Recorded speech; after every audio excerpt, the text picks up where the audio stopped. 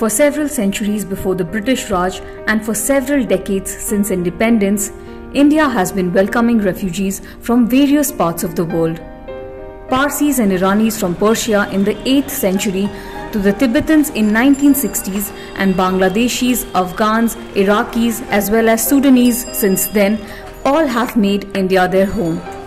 However, in the recent past, there has been a stark change in India's approach to the issue of refugees and their status as the ruling Bharatiya Janata Party has projected refugees as a threat to national security to rouse nationalist passions and garner Hindu votes.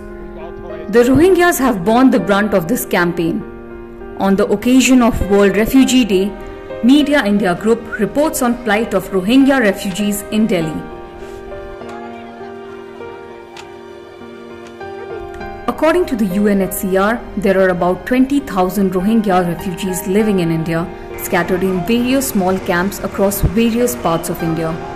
One such settlement in Kalindi Kunj in South Delhi along the Yamuna River is home to about 50 Rohingya families, most of whom came to Delhi having fled Myanmar in 2012 during the first exodus from the Southeast Asian nation. A few days ago, a mysterious fire broke out and burnt their camp and most of their belongings to ashes, leaving most of the refugees even without their refugee cards issued by the United Nations. हमारे बस जान बची है सबके और बाकी सब तो नुकसान नहीं हुआ है। कुछ भी सामान नहीं निकल पाए, डॉक्यूमेंट वगैरह, पैसा वगैरह तक नहीं निकल पाए। हमारे पास यून के कार्ड थे और स्कूल की बुक्स वगैरह और सर्टिफिकेट्स वगैरह। बर्मा के तो बहुत सारे डॉक्यूमेंट थे, वो सारे जल गए। After the fire destroyed all their belongings, the families have been shifted to a small plot of land less than 250 square meters in area that houses over 250 people. They have been given shelter under a large cloth tent with an uneven floor covered with thin rugs. Each family has to make do with less than 5 square meters of space with a thin sheet separating one from the other. The refugees lack access to electricity, water as well as sanitation. As there is no possibility of cooking, it leaves them at the mercy of NGOs that have stepped in to feed them and provide some basic goods to help them survive. हम मुस्तकिल पहले दिन से जब से आग लगी है इन्हीं के बीच में हैं और जो भी बेसिक इनकी ज़रूरियात हैं वो कोशिश कर रहे हैं और बहुत लोग कोशिश कर रहे हैं, बहुत NGOs लगी हुई हैं, उनमें एक हम भी लगे हुए हैं, कोशिश कर रहे हैं कि कुछ ना कुछ इनकी जो बेसिक इनको नीड्स हैं इनकी वो हम पूरी कर पाएं। The NGOs accuse the government of turning a blind eye to the plight of the refugees here, saying that not only are the living conditions in this shelter inhumane, but also violative of the COVID-19 regulations mandated by the government. They say that the current conditions make them highly vulnerable to the pandemic. The refugees also complain of poor living conditions that they have been forced into since the fire. साफ सफाई तो देख रही हैं वैसे ही है, गंदगी भरा हुआ है। इतने छोटे से जगह में कितने 50 से ज़्यादा फैमिलीज रह रहे हैं। अरविंद केजरीवाल ने गाइडलाइंस अनाउंस की है, लेकिन आप यहाँ देखिए कि एक 500 गज के प्लॉट में 250 लोगों को अंदर घुसा रखा है। तो ये तो दिल्ली गवर्नमेंट खुद वायलेशन कर रही है कोविड-19 का, और कोई एक अगर इनमें से कोई कोविड का पेशेंट है तो इन सभी लोगों को हो जाएगा। आप देखिए अंदर थोड़ा डिस्टेंस से होना चाहिए। पीछे जो ग्राउंड था गवर्नमेंट का ग्राउंड, वो बहुत बड़ा ग्राउंड था, उसमें 10-10 फीट के बाहर अगर ये कैंप लगा दिया जाता है तो ये जो कोरोना से है उससे भी इनका बचाव हो जाता। Even before the pandemic had hit India, the Rohingyas had trouble finding jobs due to their refugee status, forcing most of them into the informal economy, doing day jobs without any security of any kind. During the first lockdown last year, all of them lost their livelihood and were on the verge of starvation in absence of any assistance.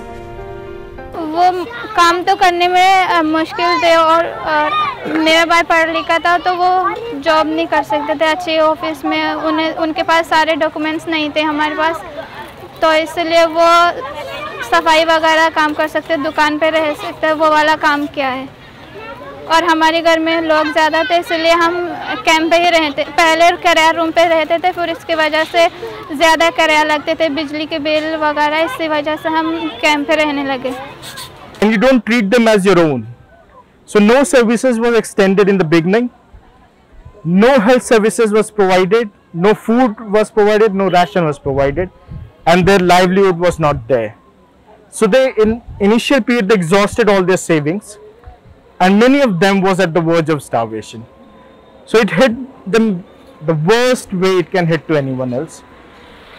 Later period of time, when we filed a case in the High Court, some of these refugees were given one-time assistance by the government, a ration kit, but they forgot about them after that.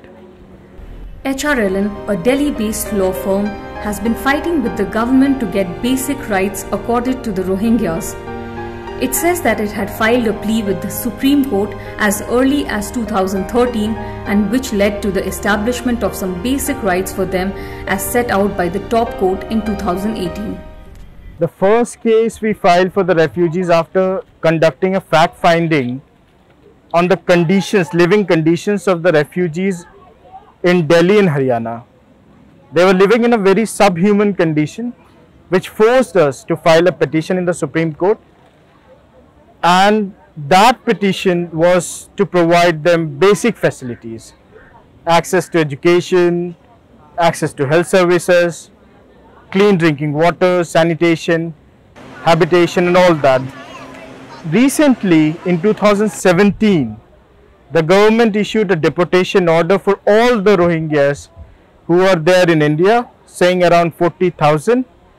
That was challenged by us in the Supreme Court.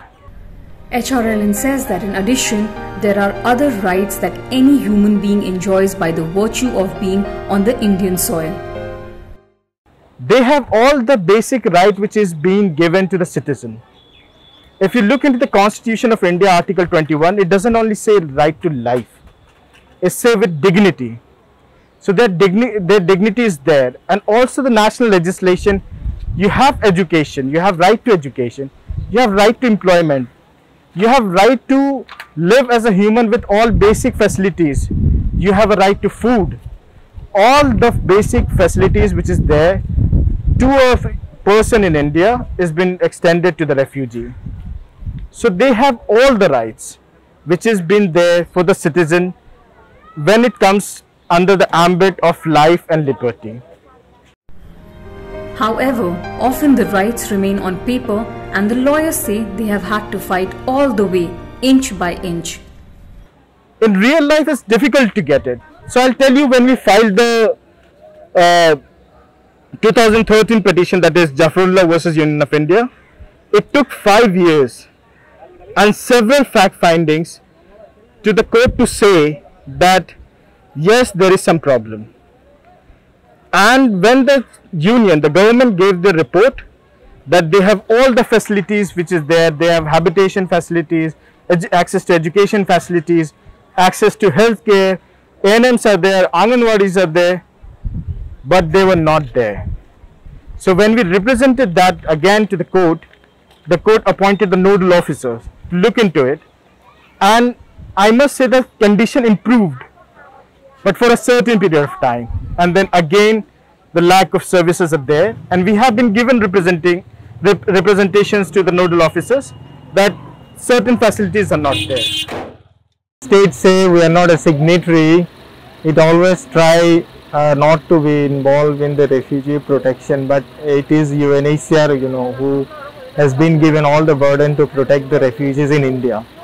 So UNHCR is also limited, as they say, to protect the Rohingya refugees. So somehow we are being stuck in hard mud and between hard mud and rock. So refugees are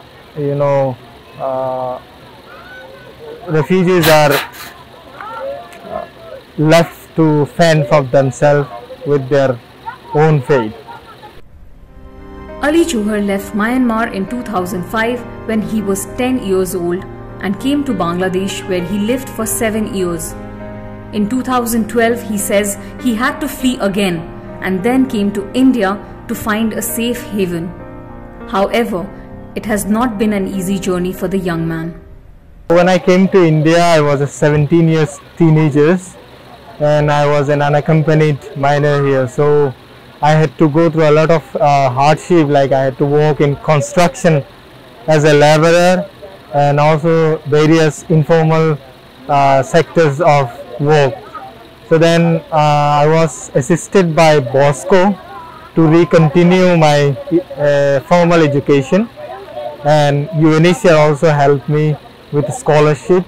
Then I have completed my bachelor program from Delhi University in 2019. Rohingya को कभी भी स्वीकार नहीं किया जाएगा, मैं आज फिर से Though the Indian government officially does not favor or discriminate against any refugee group, over the past 4 years, Rohingyas have become a political trump card that the ruling Bharatiya Janata Party uses to rake up hate campaign against them, projecting them as terrorists and threat to national security. 24/7 news channels playing news against the Rohingyas, where you go and say I'm a Rohingya, and then they have that whole hate news going on in the media, in their mind. When I earlier said that people were in a very better condition in Jammu, Rohingyas were getting jobs, working, till the time it was propagated in the whole state of Jammu and Kashmir that these are illegal immigrants taking away our jobs. They were not given jobs. Their livelihood was taken away. Before that, they were very well settled, peacefully working as a laborers, as cleaners, as daily wages, no problem at all.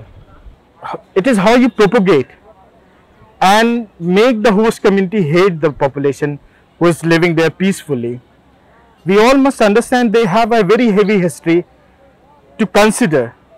पिछले कुछ एक आध साल से ये महसूस करते हैं कि कुछ कम्युनल फोर्सेस जो हैं वो इनके खिलाफ एक मुहिम चलाए हुए हैं और इनको वो कभी टेररिस्ट बताते हैं, आतंकवादी बताते हैं, अपराधी बताते हैं।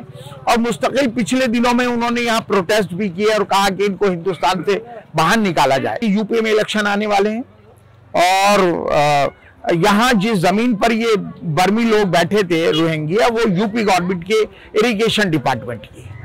तो वो मीडिया के जरिए ये मैसेज देना चाहते हैं, क्योंकि अब कोई बहुत ज्यादा मुद्दे हैं नहीं। वहाँ चीफ मिनिस्टर जो गवर्नमेंट पे यूपी में बैठे हुए हैं, तो वो अपने वोटर्स को रिझाने के लिए एक मुहिम चलाए हुए हैं और वो इनको अपनी जमीनों से निकाल रहे हैं जबरदस्ती।